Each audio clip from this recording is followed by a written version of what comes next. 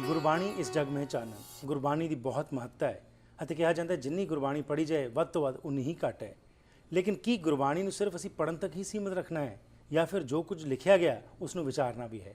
ਆਓ ਇਸ ਸੰਬੰਧ ਵਿੱਚ ਜਾਣਕਾਰੀ ਲੈਣੇ ਡਾਕਟਰ ਕਾਲਾ ਸਿੰਘ ਤੋਂ, ਜਿਹੜੇ ਕਿ ਪੇਸ਼ੇ ਵਜੋਂ ਤੋਂ ਇਹ ਇੱਕ ਡਾਕਟਰ ਹਨ, ਲੇਕਿਨ ਇਹਨਾਂ ਦੀ ਜਿਹੜੀ ਇਨਕਲੀਨੇਸ਼ਨ ਹੈ ਉਹ ਟੂਵਰਡਸ ਸਿੱਖ ਸਪਿਰਿਚੁਅਲਿਟੀ ਹੈ ਅਤੇ ਇਹ ਕਾਫੀ ਕੁਝ ਮਿਹਨਤ ਕਰਕੇ ਲਿਖਦੇ ਨੇ ਅਤੇ ਵਿਚਾਰਦੇ ਵੀ ਨੇ ਕਿ ਗੁਰਬਾਣੀ ਵਿੱਚ ਸਾਨੂੰ ਕੀ ਉਪਦੇਸ਼ ਮਿਲਦਾ ਹੈ। ਆਓ ਸਵਾਗਤ ਕਰਦੇ ਹਾਂ ਡਾਕਟਰ ਕਾਲਾ ਸਿੰਘ ਦਾ। ਜੈ ਨੂੰ ਜੀ, ਵਾਹਿਗੁਰੂ ਜੀ ਕਾ ਖਾਲਸਾ, ਵਾਹਿਗੁਰੂ ਜੀ ਕੀ ਫਤਿਹ ਜੀ। ਜੀ ਡਾਕਟਰ ਸਾਹਿਬ। ਹਾਂ ਹਰਪ੍ਰੀਤ ਸਿੰਘ ਜੀ, ਗੱਲ ਇੱਦਾਂ ਆ ਕਿ ਸਾਨੂੰ ਗੁਰੂ ਨੇ ਸਾਨੂੰ ਸਿੱਖ ਬਣਾਇਆ ਜੀ, ਤੇ ਗੁਰੂ ਔਰ ਸਿੱਖ ਦਾ ਰਿਲੇਸ਼ਨਸ਼ਿਪ ਹੈ ਜੀ। ਸਿੱਖ ਦਾ ਮਤਲਬ ਹੈ ਇੱਕ ਸਟੂਡੈਂਟ ਤੇ ਗੁਰੂ ਟੀਚਰ ਹੈ। ਠੀਕ। ਪੁਰਾਣੇ ਜ਼ਮਾਨੇ ਦੇ ਵਿੱਚ ਜਿਹਨਾਂ ਨੂੰ ਅੱਜ ਅਸੀਂ ਟੀਚਰ ਕਹਿੰਦੇ ਆ, ਮਾਸਟਰ ਜੀ ਕਹਿੰਦੇ ਆ, ਤੇ ਉਹ ਪੁਰਾਣੇ ਜ਼ਮਾਨੇ 'ਚ ਉਹਨਾਂ ਨੂੰ ਗੁਰੂ ਕਿਹਾ ਕਰਦੇ ਸੀਗੇ। ਤੇ ਇਹਦਾ ਮਤਲਬ ਕਿ ਇੱਕ ਸਕੂਲ ਹੈ, ਇੱਕ ਕਲਾਸ ਹੈ, ਔਰ ਗੁਰੂ ਨੇ ਆਪਣੇ ਸ਼ਿష్ਯ ਨੂੰ ਸਮਝਾਉਣਾ ਆ ਜੀ, ਔਰ ਸ਼ਿష్ਯ ਨੇ ਸਮਝ ਕੇ ਅਗਰ ਜਿਹੜੀ ਚੀਜ਼ ਨਹੀਂ ਸਮਝ ਆਈ ਉਹ ਗੁਰੂ ਦੇ ਕੋਲੋਂ ਸਵਾਲ ਪੁੱਛਣੇ ਨੇ। ਠੀਕ। ਗੁਰੂ ਨਾਨਕ ਦੇਵ ਜਿੱਥੇ ਵੀ ਗਏ ਨੇ, ਜਿਹਨਾਂ ਨੂੰ ਅਸੀਂ ਚਾਰ ਉਦਾਸੀਆਂ ਕਹਿੰਦੇ ਆ, ਜਿੱਥੇ ਵੀ ਗਏ ਨੇ ਉੱਥੇ ਉਹਨਾਂ ਨੇ ਜਾ ਕੇ ਗੋਸ਼ਟੀ ਕੀਤੀ ਹੈ। ਠੀਕ। ਸਿੱਧ ਗੋਸ਼ਟੀ ਕੀਤੀ ਹੈ। ਜਿੱਥੇ ਵੀ ਗਏ ਨੇ, ਅਫਗਾਨਿਸਤਾਨ ਗਏ ਨੇ, ਉੱਥੇ ਜਾ ਕੇ ਉਹਨਾਂ ਨੇ ਗੋਸ਼ਟੀ ਕੀਤੀ ਹੈ। ਹਰ ਇੱਕ ਦੇ ਨਾਲ ਉਹਨਾਂ ਨੇ ਵਿਚਾਰ ਵਟਾਂਦਰਾ ਕੀਤਾ ਹੈ। ਠੀਕ। ਔਰ ਲੋਕਾਂ ਨੂੰ ਸਮਝਾਉਣ ਦੀ ਕੋਸ਼ਿਸ਼ ਕੀਤੀ ਹੈ। ਔਰ ਉਹਨਾਂ ਨੇ ਕਿਸੇ ਦੇ ਉੱਪਰ ਆਪਣੇ ਖਿਆਲਾਤ ਥੋਪੇ ਨਹੀਂ ਹੋ, ਔਰ ਨਾ ਹੀ ਕਿਸੇ ਨੂੰ ਉਹਨਾਂ ਨੇ ਸਿਰਫ ਇਕੱਲੀ ਸਿੱਖਿਆ ਦਿੱਤੀ ਹੈ ਜੀ। ਹੁਣ ਅਸੀਂ ਇਸ ਨੂੰ ਅੱਜ ਕੱਲ੍ਹ ਦੇ ਸਕੂਲ ਸਿਸਟਮ ਦੇ ਵਿੱਚ ਲੈ ਕੇ ਦੇਖੀਏ ਕਿ ਇੱਕ ਸਕੂਲ ਹੈਗਾ ਆ, ਉਹਦੇ ਵਿੱਚ ਸਟੂਡੈਂਟ ਹੈ ਜੀ। ਅਗਰ ਜੇ ਸਟੂਡੈਂਟ ਸਕੂਲੇ ਗਿਆ, ਹਾਜ਼ਰੀ ਲਗਾਉਣੀ ਬਹੁਤ ਜ਼ਰੂਰੀ ਹੈ। ਉੱਥੇ ਮਾਸਟਰ ਜੀ ਨੇ ਕਿਹਾ ਕਾਲਾ ਸਿੰਘ ਯੈਸ ਸਰ ਕਹਿ ਕੇ ਆਪਣੇ ਹਾਜ਼ਰੀ ਲਗਵਾਈ ਤੇ ਬਾਹਰ ਆ ਗਏ ਜੀ। ਇਹਨੂੰ ਅਸੀਂ ਕਹਿੰਦੇ ਕਿ ਬਹੁਤ ਲੋਕੀ ਐਸੇ ਨੇ ਜਿਹੜੇ ਕਹਿੰਦੇ ਨੇ ਜੀ ਕਿ ਮੈਂ ਕੰਮ ਤੇ ਜਾਣ ਤੋਂ ਪਹਿਲਾਂ ਗੁਰਦੁਆਰੇ ਮੱਥਾ ਟੇਕ ਕੇ ਜਾਂਦਾ ਆ। ਠੀਕ। ਸਿਰਫ ਮੱਥਾ ਟੇਕ ਕੇ। ਰਾਈਟ। ਮੈਂ ਘਰ ਦੇ ਵਿੱਚ ਰਸੋਈ ਦੇ ਵਿੱਚ ਨਹੀਂ ਵੜਦੀ, ਪਹਿਲਾਂ ਮੈਂ ਗੁਰਦੁਆਰੇ ਜਾ ਕੇ ਮੱਥਾ ਟੇਕ ਕੇ ਆਉਣੀ ਆ, ਫਿਰ ਮੈਂ ਜੀ। ਇਹ ਉਸ ਬਰਾਬਰ ਹੋ ਗਿਆ ਕਿ ਸਕੂਲੇ ਗਏ ਯੈਸ ਸਰ, ਬਾਹਰ ਆ ਗਏ। ਇਹਦੇ ਵਿੱਚ ਜਿਹੜਾ ਬੱਚਾ ਸਕੂਲੇ ਗਿਆ ਉਹ ਯੈਸ ਸਰ ਕਹਿ ਕੇ ਬਾਹਰ ਆ ਗਿਆ, ਉਹਨੂੰ ਕੁਝ ਸਕੂਲ 'ਚੋਂ ਗਿਆਨ ਹੋਇਆ ਨਹੀਂ? ਗਿਆਨ ਹੋਇਆ ਉਹਨੂੰ ਬਿਲਕੁਲ ਵੀ। ਜਿਹਨੇ ਸਿਰਫ ਇੱਕ ਮੱਥਾ ਟੇਕਿਆ, ਗੁਰਦੁਆਰੇ ਜਾ ਕੇ ਮੱਥਾ ਟੇਕ ਕੇ ਬਾਹਰ ਆ ਗਿਆ, ਉਹਦੇ ਬਾਅਦ ਗੁਰੂ ਸਾਹਿਬਾਨ ਨੇ ਕਿਹਾ ਕਿ ਡਿਠੈ ਮੁਕਤ ਨਾ ਹੋਵਈ ਜਿਚਰ ਸ਼ਬਦ ਨਾ ਕਰੇ ਵਿਚਾਰ। ਪਹਿਲਾਂ ਹੀ ਕਹਿਤਾ ਉਹਨਾਂ ਨੇ ਕਿ ਸਿਰਫ ਇੱਕ ਦਰਸ਼ਨ ਕਰਨ ਦੇ ਨਾਲ, ਯੈਸਰ ਕਰਨ ਦੇ ਨਾਲ, ਹਾਜ਼ਰੀ ਲਗਾਉਣ ਦੇ ਨਾਲ ਕੋਈ ਫਾਇਦਾ ਨਹੀਂ ਹੋਣਾ ਜਦ ਤੱਕ ਤੁਸੀਂ ਸ਼ਬਦ ਦੇ ਉੱਪਰ ਵਿਚਾਰ ਨਹੀਂ ਕਰਦੇ। ਦੂਸਰੇ ਤਰੀਕੇ ਦੇ ਬੱਚੇ ਐਸੇ ਹੁੰਦੇ ਨੇ ਜਿਹੜੇ ਸਕੂਲੇ ਗਏ, ਬਹਿਣਾ ਪੈਂਦਾ ਆ ਕਲਾਸ ਦੇ ਵਿੱਚ, ਇੰਟਰਸਟਿਡ ਨਹੀਂ ਹੋ ਜੀ। ਉਹ ਇਹਨਾਂ ਨੇ ਕਲਾਸ 'ਚ ਬਹਿਣਾ ਆ, ਉਹਨੇ ਇਹਦੇ ਲਈ ਕਿਸੇ ਨੂੰ ਤੰਗ ਕਰ ਦਿੱਤਾ, ਉਧਰ ਕਿਸੇ ਨੂੰ ਤੰਗ ਕਰ ਦਿੱਤਾ, ਟੀਚਰ ਦੇ ਉੱਪਰ ਕੋਈ ਮਜ਼ਾਕ ਕੱਸ ਦਿੱਤਾ, ਮਾਨ ਹੈ ਨਹੀਂ। ਜੋ ਟੀਚਰ ਪੜ੍ਹਾ ਰਿਹਾ ਉਹਨਾਂ ਨੂੰ ਕੁਝ ਨਹੀਂ ਸੋਚਣ ਦੀ ਕੋਸ਼ਿਸ਼ ਕੀਤੀ, ਨਾ ਸਮਝਣ ਦੀ ਕੋਸ਼ਿਸ਼ ਕੀਤੀ, ਨਾ ਦੇਖਣ ਦੀ ਕੋਸ਼ਿਸ਼ ਕੀਤੀ। ਐਸੇ ਬੱਚੇ ਨੂੰ ਜਦੋਂ ਐਗਜ਼ਾਮ ਹੋਇਆ ਉਹ ਕੁਝ ਕਰ ਸਕਦਾ ਆ? ਨਹੀਂ ਕਰ ਸਕਦਾ। ਬਹੁਤ ਸਾਰੇ ਲੋਕੀ ਗੁਰਦੁਆਰੇ ਸਿਰਫ ਇਸ ਵਾਸਤੇ ਜਾਂਦੇ ਨੇ ਕਿ ਜਾਂ ਤਾਂ ਕਿਸੇ ਦਾ ਅਖੰਡ ਪਾਠ ਹੈ ਜੀ, ਉਹਨਾਂ ਨੇ ਬੁਲਾਇਆ ਵੀ ਸਾਡਾ ਅਖੰਡ ਪਾਠ ਆਉਣਾ, ਉੱਥੇ ਹੁਣ ਜ਼ਬਰਦਸਤੀ ਬਹਿਣਾ ਪੈ ਗਿਆ, ਜਾਂ ਸਿਰਫ ਇੱਕ ਸੋਸ਼ਲ ਵਾਸਤੇ ਜਾਂਦੇ ਨੇ ਕਿ ਤਾਂ ਕਿ ਲੋਕੀ ਇਹ ਨਾ ਕਹਿਣ ਕਿ ਡਾਕਟਰ ਸਾਹਿਬ ਗੁਰਦੁਆਰੇ ਨਹੀਂ ਆਏ ਜਾਂ ਆਉਂਦੇ ਨਹੀਂ ਹੋ। ਠੀਕ। ਸਿਰਫ ਆਪਣੀ ਸ਼ਕਲ ਦਿਖਾਉਣ ਦੇ ਵਾਸਤੇ, ਆਪਣੇ ਦਰਸ਼ਨ ਦੇਣ ਦੇ ਵਾਸਤੇ ਜਾਂਦੇ ਨੇ ਜੀ।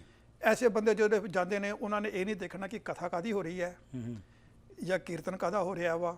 ਉਹਨਾਂ ਨੇ ਦੇਖਣਾ ਕਿ ਫਲਾਨਾ ਬੰਦਾ ਕਿੰਨੇ ਵਜੇ ਆਇਆ, ਕਿੱਦਾਂ ਤੁਰਦੇ ਪਏ ਸੀ ਮੱਥਾ ਟੇਕਣ ਦੇ ਵਾਸਤੇ, ਕਿੱਦਾਂ ਉਹਨੇ ਮੱਥਾ ਟੇਕਿਆ, ਕਿਹੜੀ ਜਨਾਨੀ ਨੇ ਕਿਹੜੇ ਕੱਪੜੇ ਪਾਏ ਹੋਏ ਸੀਗੇ। ਲੇਡੀਜ਼ ਨੇ ਬੈਠ ਕੇ ਇਹੀ ਦੇਖਣੀ ਕਿ ਇਹ ਸੂਟ ਪਿਛਲੀ ਵਾਰ ਵੀ ਇਹੀ ਪਾ ਕੇ ਆਈ ਸੀਗੀ, ਇਸ ਸਾਲ ਵੀ ਇਸ ਵਾਰੀ ਵੀ ਇਹੀ ਪਾ ਕੇ ਆਈ ਆ। ਹੈਂ, ਸਕੱਤਰ ਸਾਹਿਬ ਨੇ ਸਟੇਜ ਕਿੱਦਾਂ ਸੰਭਾਲੀ, ਕੀਰਤਨ ਕਰਵਾਉਣੇ ਨੇ ਟਾਈਮ ਸਿਰ ਖਤਮ ਕੀਤਾ ਕਿ ਨਹੀਂ ਕੀਰਤਨ ਖਤਮ ਕੀਤਾ, ਦੇਰ ਹੋ ਗਈ ਅੱਜ ਬਹੁਤ ਜ਼ਿਆਦਾ, ਲੰਗਰ ਦੇ ਵਿੱਚ ਲੂਣ ਜ਼ਿਆਦਾ ਪੈ ਗਿਆ ਸੀਗਾ, ਕਿੱਦਾਂ ਦਾ ਬਣਿਆ ਸੀਗਾ।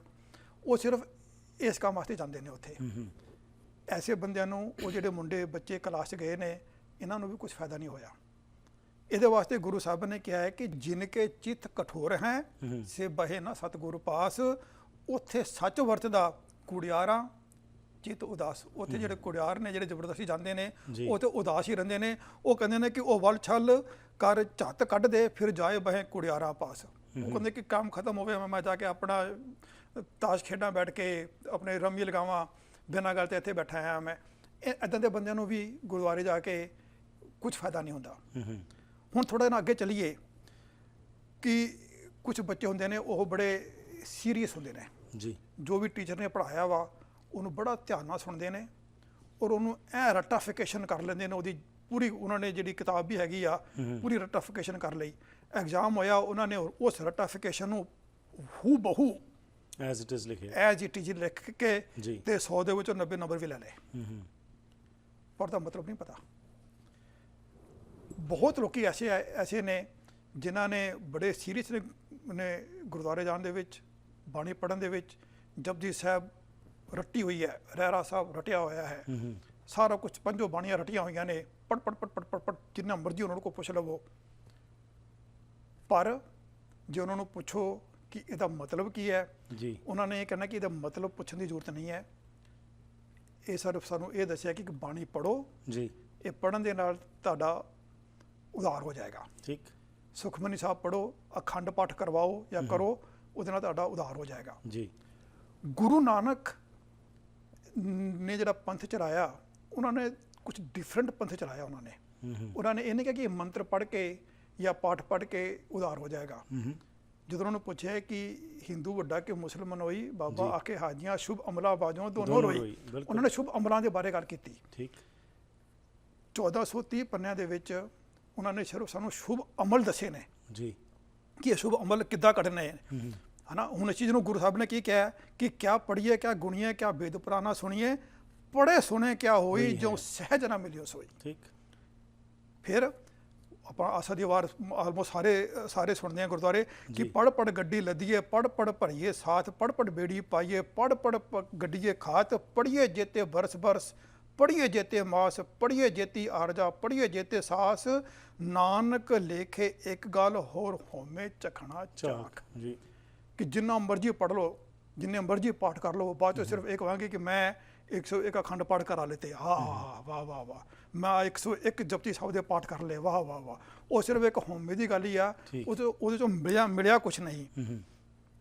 ਫਿਰ ਕਿ ਗੁਰੂ ਸਾਹਿਬ ਕਹਿੰਦੇ ਨੇ ਕਿ ਪਾਠ ਪੜ੍ਹਿਓ ਔਰ ਵੇਦ ਵਿਚਾਰਿਓ, ਨਿਵਲ ਭੇਂਗਮ ਸਾਧੇ, ਪੰਜ ਜਨਾ ਸੰਗ ਨਾ ਛੁਟਕਿਓ, ਆਦਿਕ ਅਹੰਬੁਦ ਬਾਦੇ, ਪਿਆਰੇ ਇਨ ਬਿਦ ਮਿਲਣ ਨਾ ਜਾਈ, ਮੈਂ ਕੀਏ ਕਰਮ ਅਨੇਕਾਂ। ਫਿਰ ਕੀ ਕਹੇ ਕਿ ਹਾਰ ਪਰਿਓ ਸਵਾਮੀ ਕੇ ਦੁਆਰੇ, ਦੀਜੇ ਬੁੱਧ ਵਿਵੇਕਾ। ਜੀ, ਹੁਣ ਇਹ ਜਿਹੜੀ ਵਿਵੇਕ ਬੁੱਧ ਵਾ, ਇਹ 101 ਜਪਜੀ ਸਾਹਿਬ ਪੜ੍ਹਨ ਦੇ ਨਾਲ ਤਾਂ ਆਉਣੀ ਨਹੀਂ ਹੋ। ਇਹ ਤਾਂ ਇੱਕ ਜਪਜੀ ਸਾਹਿਬ ਵੀ ਅਗਰ ਪੜ੍ਹ ਲਿਆ ਜੀ, ਔਰ ਉਹਨੂੰ ਤਰੀਕੇ ਦੇ ਨਾਲ ਸਮਝ ਲਿਆ ਤੇ ਵਿਵੇਕ ਬੁੱਧ ਉਸ ਤੋਂ ਆ ਜਾਣੀ ਆ। ਬਿਲਕੁਲ।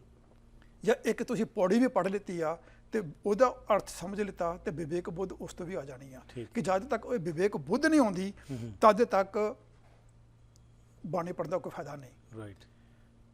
ਫਿਰ ਜਿਹੜੀ ਬਾਣੀ ਪੜ੍ਹ ਕੇ ਜਿਹੜੀ ਉਹਨੂੰ ਸਮਝਣਾ ਆ, ਉਹਦੀ ਜਿਹੜੀ ਕਰੈਕਟ ਇੰਟਰਪ੍ਰੀਟੇਸ਼ਨ ਵਾ ਜੀ, ਉਹ ਬਹੁਤ ਜ਼ਰੂਰੀ ਹੈ।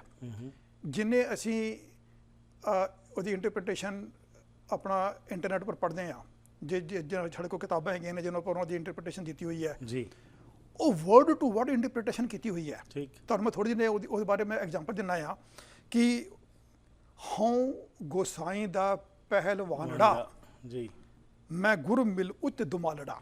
ਇਹਦਾ ਹੁਣ ਮਤਲਬ ਕੱਢੀਏ ਕਿ ਮੈਂ ਆਪਣਾ ਇੱਕ ਗੁਰੂ ਦਾ ਰੈਸਲਰ ਵਾ, ਪਹਿਲਵਾਨ ਵਾ, ਮੈਂ ਗੁਰੂ ਨੂੰ ਮਿਲਿਆ ਤਾਂ ਉਹਨੇ ਮੇਰੇ ਉੱਪਰ ਇੱਕ ਉੱਚੀ ਪੱਗ ਬੰਨ੍ਹ ਦਿੱਤੀ। ਇਹਦਾ ਕੋਈ ਮਤਲਬ ਨਿਕਲਿਆ ਪਹਿਲਾਂ? ਠੀਕ, ਲਿਟਰਲ ਮੀਨਿੰਗ ਜਿਹੜਾ ਹੈਗਾ ਉਹ ਟ੍ਰਾਂਸਲੇਟ ਹੋਇਆ ਹੈ, ਜਿਹੜਾ ਅਸੀਂ ਦੇਖਦੇ ਹੈਗੇ ਹੈ ਨਾ। ਤੇ ਇਹਦਾ ਮਤਲਬ ਅਸਲ 'ਚ ਅਗਰ ਦੇਖਿਆ ਜਾਏ ਤਾਂ ਮਤਲਬ ਇਹ ਹੈ ਕਿ ਮੈਂ ਇੱਕ ਗੁਰੂ ਦਾ ਪਹਿਲਵਾਨ ਵਾਂ ਜਿਹਨੇ ਪੰਜਾਂ ਚੋਰਾਂ ਦੇ ਨਾਲ ਲੜਾਈ ਕਰਨੀ ਆ। ਬਿਲਕੁਲ, ਹੈ ਨਾ।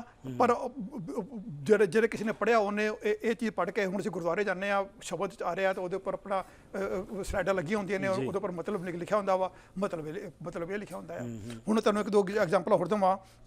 ਫਰੀਦ ਸਾਹਿਬ ਦਾ ਸ਼ਲੋਕ ਵਾ ਕਿ ਉੱਠ ਫਰੀਦਾ ਉਜੂ ਸਾਜ ਸੁਬੇ ਨਿਵਾਜ ਗੁਜ਼ਾਰ, ਜੇ ਸਿਰ ਸਾਈਂ ਨਾ ਨਿਵੇ ਸਾ ਸਿਰ ਕੱਪ ਉਤਾਰ।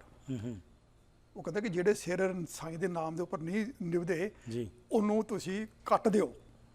ਉਦੋਂ ਫਰੀਦਾਂ ਤੋਂ ਲੈ ਕੇ ਹੁਣ ਤੱਕ ਕਿੰਨੇ ਸਿਰ ਕੱਟੇ ਗਏ ਨੇ ਭਲਾ? ਠੀਕ ਹੈ ਨਾ। ਫਰੀਦ ਸਾਹਿਬ ਕਹਿੰਦੇ ਨੇ ਕਿ ਜੋ ਸਿਰ ਸਾਈਂ ਨਾ ਨਿਵੇ ਸੋ ਸਿਰ ਕੀਜੇ ਕਾਏ, ਕੁੰਨੇ ਹੇਠ ਜਲਾਈਏ ਬਾਲਣ ਸੰਦੇ ਥਾਏ। ਹੁਣ ਕਿੰਨੇ ਕੁ ਲੋਕਾਂ ਨੇ ਸਿਰ ਆਪਣੇ ਕੱਟ ਕੇ ਤਾਂ ਬਾਲਣ ਦੀ ਥਾਂ ਤੇ ਪਾ ਦਿੱਤੇ ਨੇ, ਰਾਈਟ। ਹਨਾ। ਹੁਣ ਇਹਦੀ ਅਗਰ ਲਿਟਰਲੀ ਮੀਨਿੰਗ ਕੀਤੀ ਜਾਏ ਤੇ ਲਿਟਰਲੀ ਮੀਨਿੰਗ ਇਹਦੀ ਬਣਦੀ ਆ, ਪਰ ਫਰੀਦ ਸਾਹਿਬ ਦਾ ਕਹਿਣ ਦਾ ਮਤਲਬ ਇਹ ਆ ਕਿ ਜਿਹੜੇ ਸਿਰ ਦੇ ਵਿੱਚ ਮੱਤ ਉਸ ਸਾਈਂ ਦੀ ਦਿੱਤੀ ਹੋਈ ਨਹੀਂ ਹੋ, ਉਸ ਮੱਤ ਨੂੰ ਕੱਢ ਕੇ ਸਾੜ ਦੇ, ਰਾਈਟ। ਉਸ ਮੱਤ ਨੂੰ। ਹੁਣ ਇਹ ਚੀਜ਼ ਜਿਹੜੀ ਆ, ਇਹ ਸਿਰੇ ਵਿਚਾਰ ਕਰਨ ਤੇ ਪਤਾ ਲੱਗਣੀ ਆ। ਬਿਲਕੁਲ, ਜਦ ਬਿਨਾਂ ਤੱਕ ਵਿਚਾਰ ਵਿਚਾਰਾਂਗੇ ਕੀਤੇ ਨਹੀਂ ਤੋਂ ਇਹ ਚੀਜ਼ ਵਿਚਾਰ ਕਰਨ ਤੋਂ ਪਤਾ ਨਹੀਂ ਲੱਗਣੀ। ਐਬਸੋਲੂਟਲੀ। ਇਹਦੇ ਬਾਰੇ ਜੀ ਹੋਰ ਜਿਹੜੇ ਵਿਚਾਰ ਦੀ ਤੁਸੀਂ ਗੱਲ ਕਰ ਰਹੇ ਹੋ, ਇਸ ਬ੍ਰੇਕ ਤੋਂ ਬਾਅਦ ਅੱਗੇ ਸਾਂਝ ਪਾਉਂਦੇ ਹਾਂ। ਛੋਟੀ ਜਿਹੀ ਬ੍ਰੇਕ ਲੈਂਦੇ ਹਾਂ। ਡਾਕਟਰ ਸਾਹਿਬ ਨਾਲ ਜਿਹੜੀ ਅੱਜ ਸਾਂਝ ਪਾਈ ਜਾ ਰਹੀ ਹੈ ਜੀ ਕਿ ਬਾਣੀ ਨੂੰ ਸਿਰਫ ਅਸੀਂ ਪੜ੍ਹਨਾ ਹੀ ਨਹੀਂ, ਇਸ ਉੱਤੇ ਵਿਚਾਰ ਵੀ ਕਰਨਾ, ਇਸ ਦੀ ਕੀ ਮਹੱਤਤਾ ਹੈ, ਇਸ ਬ੍ਰੇਕ ਤੋਂ ਬਾਅਦ ਹੋਰ ਸਾਂਝ ਪਾਉਂਦੇ ਹਾਂ।